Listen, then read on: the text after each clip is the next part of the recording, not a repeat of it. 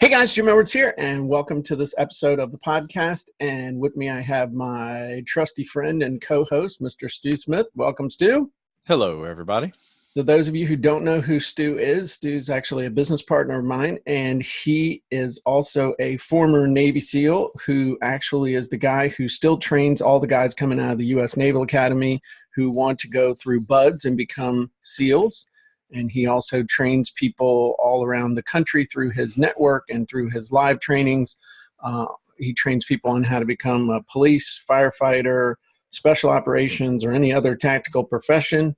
He is the author of over 30 books and ebooks, including Warrior Workouts and Tactical Fitness. And he's the guy who sends me workouts that make me sweat and almost throw up every day. So welcome, Stu. Hey, thank you, Jim. Thanks for the intro. I'm also the podcast producer, by the way. That is true. Stu is the podcast producer, and the only reason that we have a podcast, because if it was still up to me, it'd still be in the idea stage. So we figured it out. Stu is definitely the let's do this officer. So what do we have today, Stu? What question do we have? All right. So we have a question from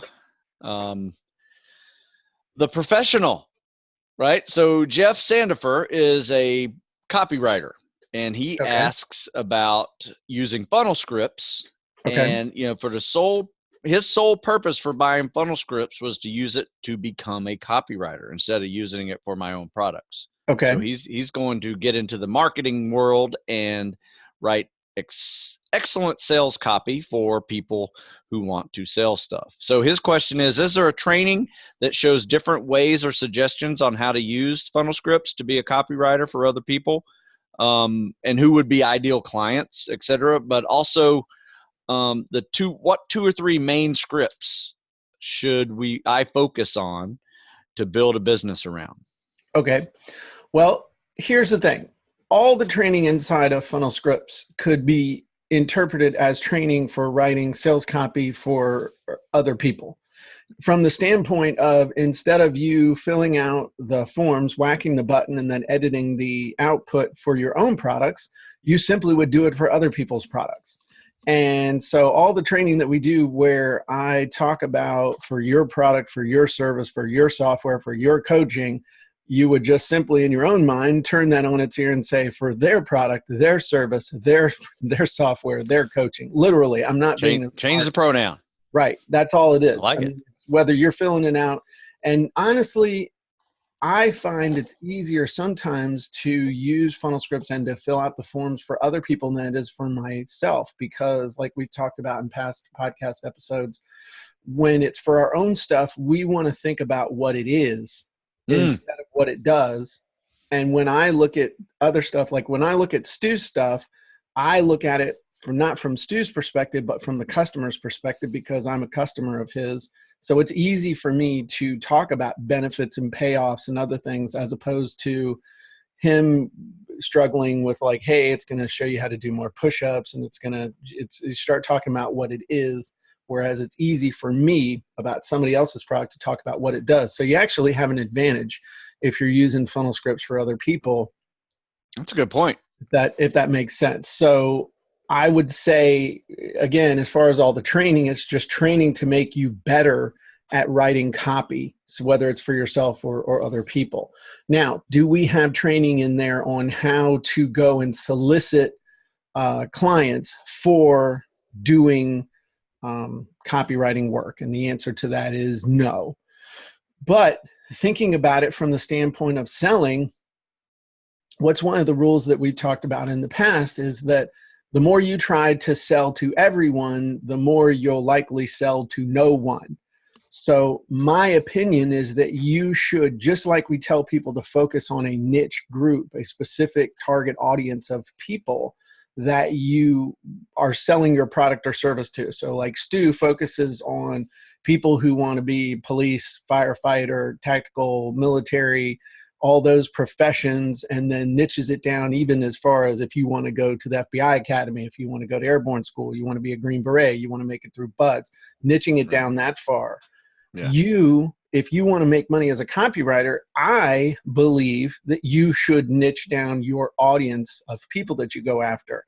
Going after real estate professionals. I mean, there's a million of them in the US. Mortgage professionals. I mean, these are just the ones that are coming off the top of my head. Small businesses is probably too broad. What about small retail business? What about dentists, chiropractors? I mean, literally, you could open up the yellow pages if such a thing still existed, and you could, I don't know, do you have a yellow pages? Seriously. I don't know. I always put it in recycling as soon as I get it. This is my yellow pages. I don't use it.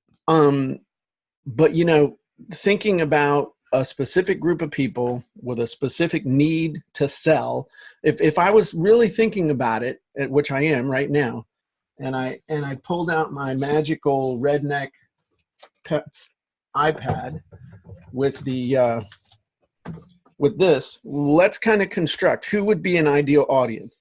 Okay. Well, you know what, real quick, Jim, what I would do is kind of stay in your lane.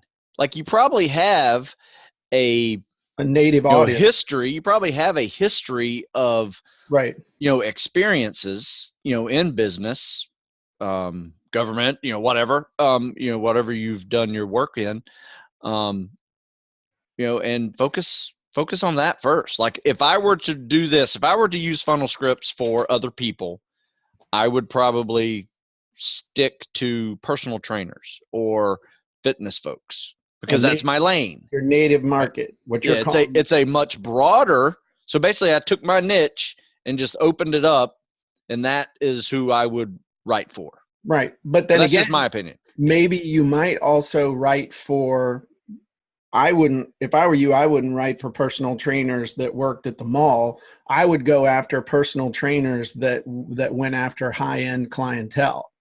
Yeah.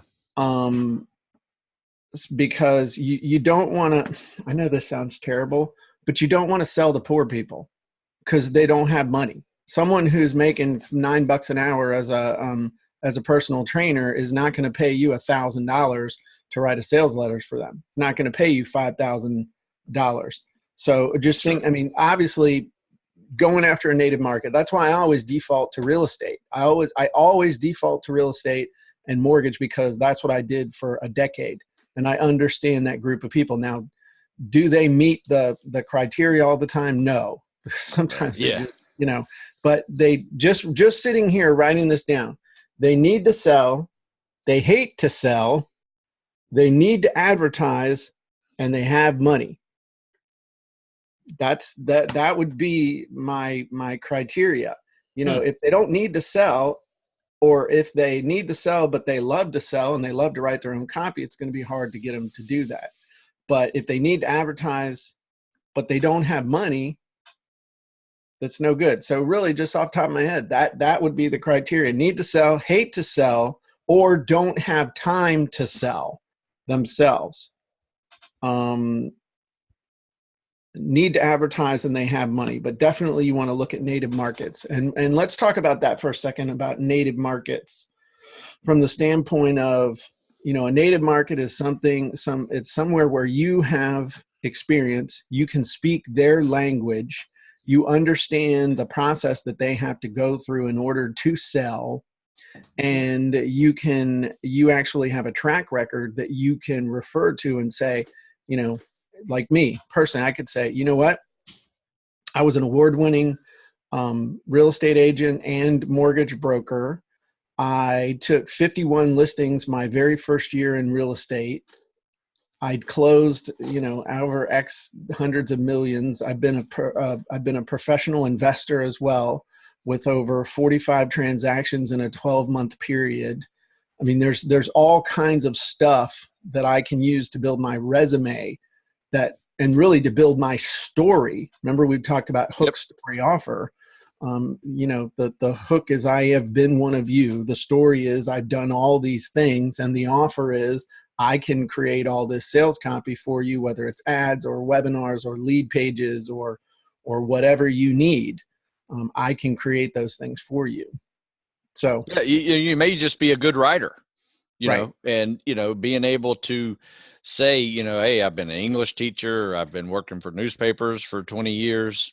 Right. I've been writing professionally all my life. Now Right. I am doing sales copy. So I think you need to have a passive and an active method of getting customers, right? Sure. I call it the passive one being, the website, how are people going to find you, right? Social media, kind of passive, now you start putting ads out and you start making calls Right. and, doing that. Now you're getting into an active method of finding Right. customers. And So typically you have to do both. what I would do in that situation would be not to have a price list, but to have an application funnel that these people, I do this for people like you. Here's all the stuff we do. And if this is something you'd like help with, tell me a little bit about yourself and your business and what you want done. And then we can talk. I wouldn't have a price list. I really wouldn't. Because Yeah. then you do just like what you said. You can go from passive to active. So definitely.